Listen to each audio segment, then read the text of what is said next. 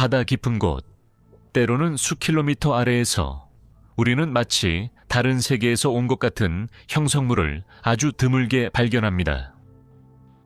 바다 아래 형성된 호수나 기이한 얼음 언덕, 심지어 우뚝 솟은 화산 같은 것들입니다. 3,000m에서 6,000m 깊이에 위치한 심해 평원은 지구에서 가장 탐사가 덜 된 지역 중 하나입니다. 처음 보기에는 지구 표면의 50% 이상을 차지하는 이 광활한 평야들이 매우 황량하고 단조로워 보입니다. 여기서 움직이다 보면 마치 세계에서 가장 넓은 사막을 날아다니는 것과도 같습니다.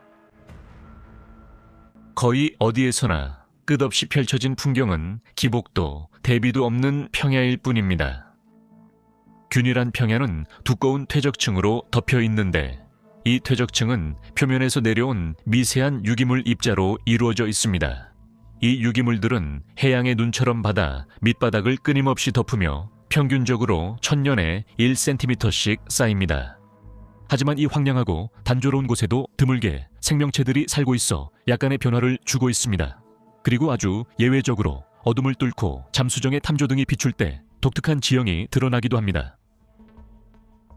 이 구조물들은 바다 아래의 이 사막에서 여기저기 홀로 솟아오른 것처럼 보입니다. 여러분은 거울 앞이 아니라 바닷속 깊은 작은 호수 앞에 있습니다.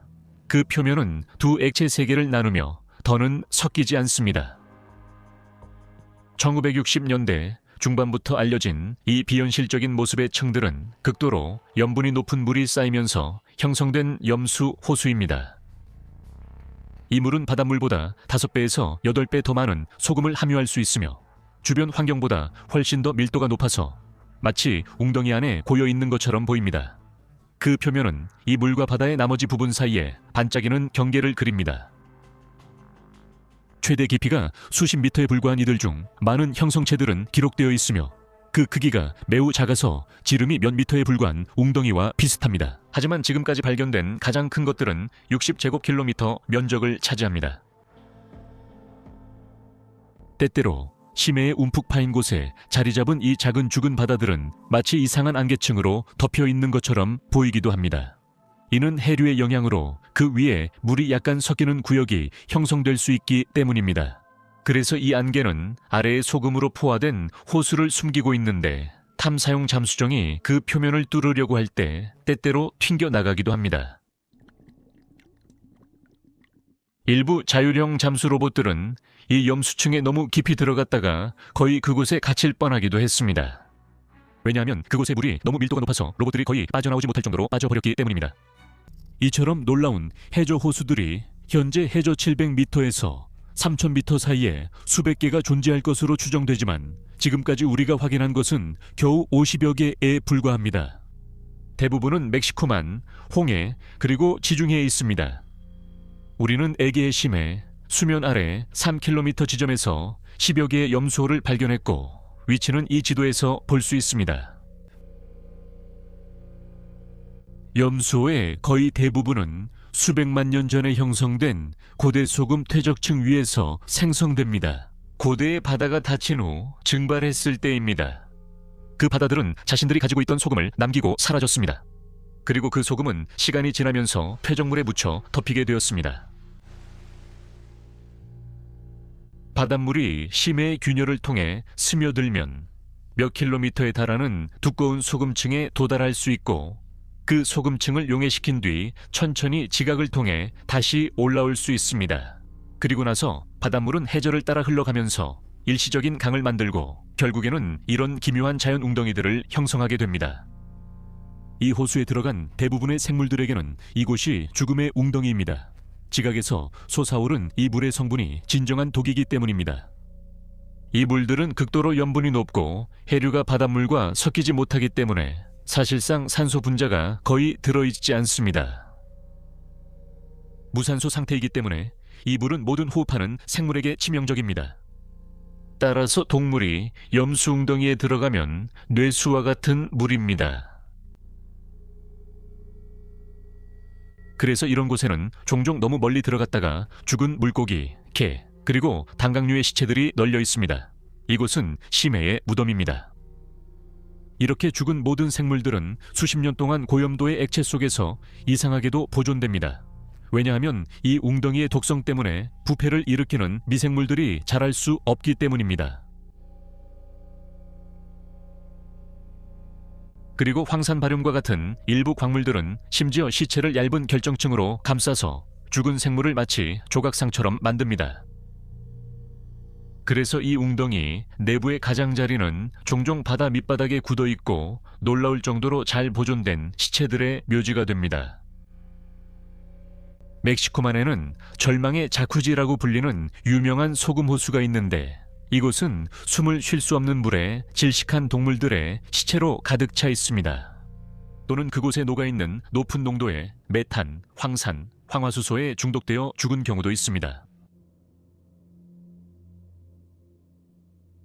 하지만 이 웅덩이들이 대부분 생명체의 치명적인 함정임에도 생명은 그곳에서 존재할 새로운 전략을 만들어냈습니다.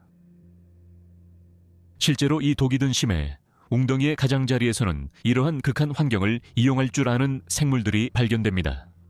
이 연못의 주변에는 화학합성이라고 불리는 독창적인 과정을 개발한 박테리아 군집이 번성하고 있습니다. 이 과정 덕분에 이들은 표면에서 내려오는 미세한 유기물에 의존하지 않고 그곳에 존재하는 독성 물질로부터 에너지를 만들어낼 수 있습니다. 그리고 눈덩이 효과처럼 이러한 박테리아의 존재는 다양한 기이한 동물들이 이 죽음의 웅덩이 경계에서 살아남고 번성할 수 있게 해줍니다. 실제로 이곳에서는 죽음의 벼랑과 생명의 영역 사이의 좁은 경계에서 이러한 현상을 볼 수 있습니다. 거대한 홍합대가 아가미에 이러한 박테리아를 품고 번성하며 이 박테리아들은 홍합을 위해 독성 물질을 먹을 수 있는 영양분으로 바꿔줍니다. 그래서 이 독이 든 물 주머니의 가장자리는 역설적으로 거의 황량한 심해 평원 한가운데서도 전에 없던 새로운 형태의 생명 오아시스가 피어나는 곳이 됩니다. 왜냐하면 이들을 둘러싼 영원한 밤의 세계에서는 동물들이 먹이를 얻기 위해 오직 표면에서 떨어지는 음식 찌꺼기에만 의존해야 하기 때문입니다. 이곳에서는 박테리아 매트의 번식으로 인해 지속적으로 새롭게 공급되는 유기물의 1차 공급원이 존재합니다. 그곳에 사는 기이한 생물들 외에도 이 분지 주변에서는 살아있는 존재들의 활동으로 형성된 퇴적물이 관찰됩니다. 시간이 흐르면서 성장하고 축적되는 이 탄산염 암초의 크기를 연구함으로써 일부 분지의 나이가 약만 5,000년으로 추정될 수 있었습니다. 비록 이들이 수천 년 동안 존재해왔지만 이러한 풍요의 섬들은 영원하지 않습니다. 왜냐하면 그들에게 영양을 공급하는 독성 물이 올라오는 균열이 다시 막힐 수 있고 침투가 멈출 수 있기 때문입니다. 에너지원이 끊기면 극한 환경에서 살아가는 미생물 매트는 결국 사라지게 됩니다. 그리고 그들과 함께 그들에게 의존하는 모든 생물들도 사라집니다. 그리고 이 기이한 현상에 또 하나의 이상함을 더하자면 전 세계 모든 바다에서 수백 미터에서 수천 미터 깊이까지 이런 현상이 발견된다는 점을 생각해 보십시오. 해저 바닥에서 메탄, 황화수소, 수소, 이산화탄소, 때로는 액체나 점성이 있는 무거운 탄화수소 형태로 보이지 않는 진액이 방울처럼 새어나오는 구역들이 있습니다. 이러한 기이한 구조물들은 냉용수대라고 불리며 1983년에 처음 발견되었습니다. 이곳에서는 독성 화학 원소가 풍부한 물이 지각에서 2도에서 10도 사이의 온도로 흘러나옵니다. 이들은 염수호보다 훨씬 넓고 종종 함께 발견됩니다. 이 구조물들은 소금의 용해에서 기원한 것이 아니라 탄화수소가 풍부한 유체가 상승하면서 형성된 것입니다. 이 유체들 또한 단층과 균열을 통해 깊은 퇴적층에서 빠져나와 결국 해저에 도달하게 됩니다. 여기에서도 깊은 곳에 묻혀 서서히 분해되고 가열된 유기물에서 유래한 이 유체들의 화학적 성분은 또 다른 형태의 생명체에게 소중한 연료가 됩니다.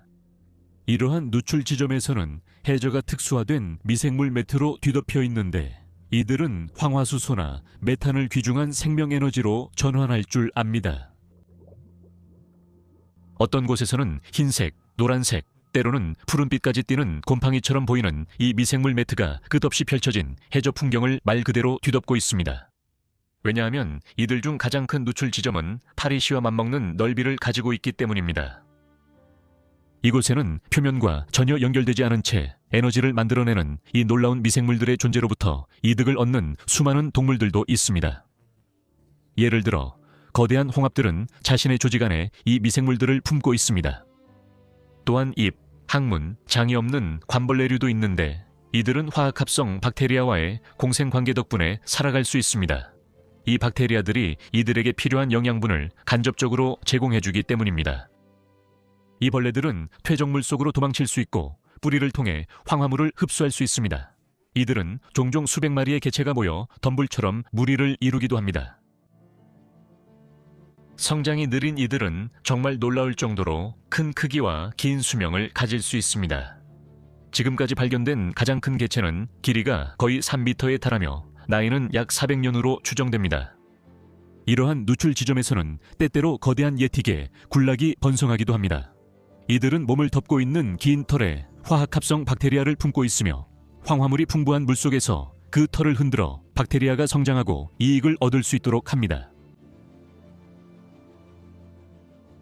이 모든 동물들의 존재는 또한 먹이를 얻기 위해 이들에게 의존하는 무수히 많은 다른 생물들, 예를 들어 말미잘, 새우, 요강류, 달팽이, 심해어 등을 끌어들입니다.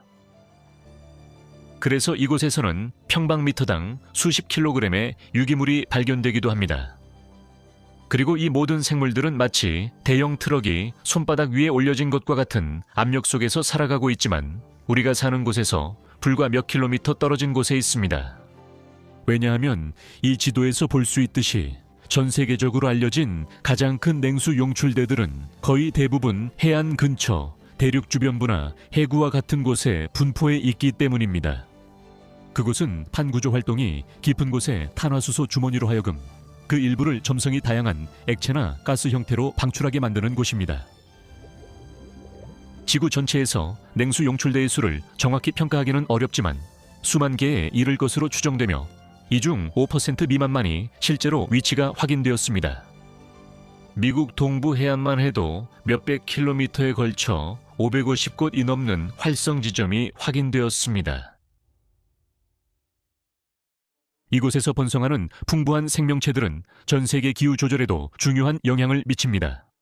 실제로 이 독성 주머니에서 해저로부터 방출되는 메탄의 50에서 90%가 물기둥으로 들어가기 전에 미생물의 활동에 의해 소비된다고 여겨집니다. 소미르의 호수들처럼 이 누출 지점들의 위치도 시간이 지나면서 변화하고 이동합니다. 지금까지 발견된 가장 오래된 누출 지점들은 거의 5만 년 동안 같은 장소에 존재해왔습니다. 때때로 이러한 생명의 오아시스에서는 얼음이나 압축된 눈을 연상시키는 언덕들을 발견할 수도 있습니다. 이 눈은 다름 아닌 메탄 하이드레이트로 차가운 온도와 물기둥의 압력에 의해 고체 형태로 유지되고 있습니다. 이 신기한 구조물들은 메탄이 얼어붙은 물 분자들의 우리 안에 갇혀있는 형태인데 이런 곳에는 화학 원소를 섭취하고 변환하여 자원으로 활용할 수 있는 생명체들이 꾸준히 서식하고 있습니다. 보통 이런 하이드레이트는 해저 바닥의 압력과 추위에 의해 안정적으로 유지됩니다. 하지만 불균형이 발생하면 메탄을 가두고 있던 미세한 결정 구조에 우리들이 무너질 수 있습니다. 그리고 갇혀있던 기포들이 얼어붙은 구조에서 빠져나오면서 이 하이드레이트 덩어리들이 해저 표면 위로 떠오르고 물기둥을 따라 상승하는 초현실적인 장면이 연출됩니다. 그 안에 있던 기포들이 밖으로 빠져나오면서 이런 현상이 일어나는 것입니다. 때로는 이러한 기포들이 심해에 사는 동물들까지도 끌어들이는데 MBARE 연구소의 로버가 촬영한 이 영상에서는 한 개가 기포를 먹이로 착각하고 잡으려는 모습을 볼 수 있습니다.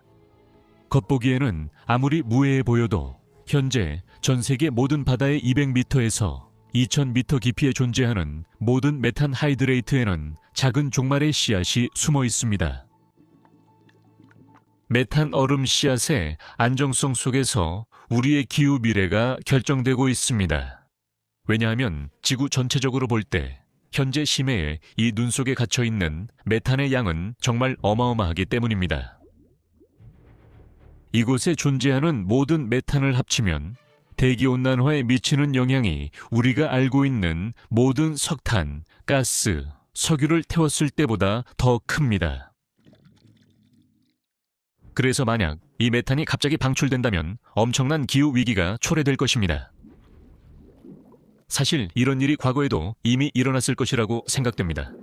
약 5,600만 년 전 팔러세오스의 최대 온난기 때 지구의 평균 기온이 불과 몇천 년 만에 5도에서 8도 가까이 상승했습니다. 이 급격한 온난화의 원인은 아직 명확하게 밝혀지지 않았지만 그 시기에 퇴적물 코어에서 발견된 탄소 동위원소는 대기 중에 가벼운 탄소가 갑작스럽고 대규모로 방출되었음을 보여줍니다. 이 탄소는 메탄 하이드레이트에서 발견되는 것과 동일한 종류의 탄소입니다.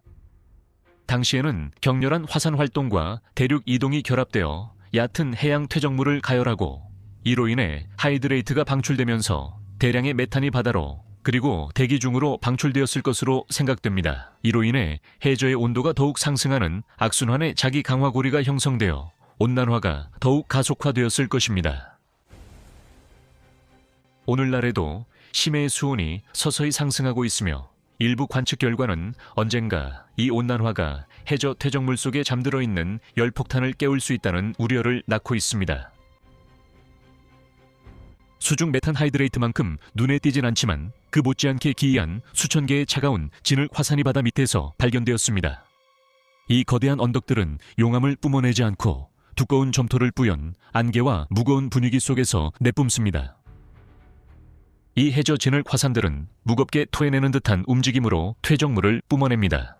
이 화산들은 압력을 받은 가스가 지각의 부드러운 부분 깊은 곳에서 수백만 년 동안 갇혀 있다가 빠져나오면서 형성된 것입니다.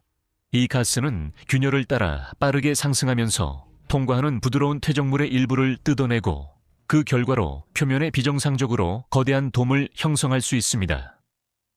소나로 관측된 일부 분출은 수백 미터 높이의 차가운 진흙 기둥을 형성하며 몇 시간 만에 수천 세제곱미터의 퇴적물을 방출할 수 있습니다. 이러한 구조물은 높이가 200미터를 넘고 지름이 수 킬로미터에 이를 수 있으며 그 주변의 점토와 유기물이 풍부한 지반은 매우 불안정합니다. 노르웨이 해안에 위치한 아콘 모습이 진흙 화산 주변에는 장관을 이루는 미생물 군락과 메탄으로 가득 찬 이 끈적한 퇴적물 속에서 적응하고 번성한 독특한 동물군이 형성되었습니다. 이러한 진흙 화산의 활동은 표면 온난화의 영향을 거의 받지 않지만 자연적으로 발생하는 메탄 배출에 대한 이들의 기여도는 가스 하이드레이트가 녹으면서 발생하는 메탄 배출과 비슷한 규모입니다. 그리고 이들 역시 과거에 지구의 온도 변동을 증폭시키는 데 기여했을 것으로 생각됩니다. 마지막으로 조금 더 흥미로운 이야기지만 2014년에 멕시코만 1900m 깊이에서 잠수정이 거대한 구조물을 우연히 발견했는데 이 구조물은 굳어진 꽃처럼 보이는 타르로 이루어져 있었습니다. 이 놀라운 구조물은 점성이 높은 석유가 깊은 저장소에서 올라온 뒤 흐르기를 멈추고 차가운 물과 접촉하면서 빠르게 굳어 꽃잎 모양을 형성한 것이라고 생각됩니다. 이 꽃잎 모양의 구조물 위에서는 타르를 분해해 흡수할 수 있는 물질로 바꾸고 무거운 탄화수소를 즐겨 먹는 수많은 박테리아가 발견되었습니다. 그 자체로 연구할 가치가 있는 이들의 신비로운 아름다움을 넘어 이 모든 독특한 생태계는 하나의 실험실입니다. 왜냐하면 그곳에 사는 생물들은 지상 생명체에게는 알려지지 않은 생화학적 과정을 종종 개발해냈기 때문입니다. 그래서 그곳에는 이해되고 해독되기만을 기다리는 거대한 천연 약국이 존재합니다. 오늘날 암 치료제의 거의 50%가 해양 생물에서 유래한 분재에서 비롯되었으며 그중 일부는 이러한 염수 웅덩이에서 서식하는 생물들임을 생각해 보십시오. 현재 심해에 서식하는 많은 연체동물의 독은 같은 양의 모르핀보다 1000배나 더 강력한 진통제를 만들기 위해 연구되고 있습니다. 그리고 관벌레의 헤모글로빈 연구는 언젠가 인공 혈액과 범용 혈액을 만드는 데 기여할 수 있을 것입니다. 무거운 역청을 분해할 수 있는 박테리아는 언젠가 토양 오염 정화, 화학 분야의 혁명을 일으킬 수도 있습니다. 그리고 이러한 구체적인 응용을 넘어서 이 극한 환경의 모든 생태계의 존재는 생명이 얼마나 놀랍게 번성할 수 있는지를 우리에게 상기시켜 줍니다. 빛도 산소도 없이 그리고 매우 독성이 강한 요소들을 즐기면서도 생명체가 번성할 수 있다는 사실은 정말 놀랍습니다. 만약 실수로 그것들을 섭취하게 된다면 바로 태어난 것을 후회하게 만들 정도입니다. 이러한 사실은 우리가 우주 어딘가에 존재할 수 있는 생명에 대한 관점을 완전히 뒤바꿔 놓았습니다. 오늘날 이러한 환경들은 이를 면밀히 연구하는 우주 생물학자들에게 큰 매력을 주고 있습니다. 왜냐하면 여기서는 다른 천체의 표면 아래에 존재할 것으로 추정되는 조건과 유사한 환경을 소규모로 재현했기 때문입니다. 냉용수대뿐만 아니라 이번 에피소드에서는 다루지 않았지만 그럴 만한 가치가 있어 이미 30분을 할애했던 열수 분출공 역시 분자 수준에서의 회복력과 끈기에 대한 교훈을 줍니다. 이곳들은 생물학이 지표면에서 주로 적용되는 대원칙의 그늘 아래에서 새로운 규칙을 만들어내는 장소입니다. 만약 생명이 완전히 어두운 수천 미터 심해에서도 번성할 수 있고 거의 모든 다른 생명체에게는 극도로 독성이 강한 화합물에 의존할 수 있다면, 그렇다면 다른 행성들에도 이런 생명체가 존재할 수 있다고 생각하는 것이 정말로 불가능한 일은 아닙니다. 얼음 아래에 묻힌 작은 위성 유로파의 깊은 바다나 타이탄의 액체 메탄 바다에도 이와 비슷한 방식으로 적응한 생명체가 존재할 수 있다고 상상하는 것은 제가 몹시 내딛고 싶은 한 걸음일 뿐입니다.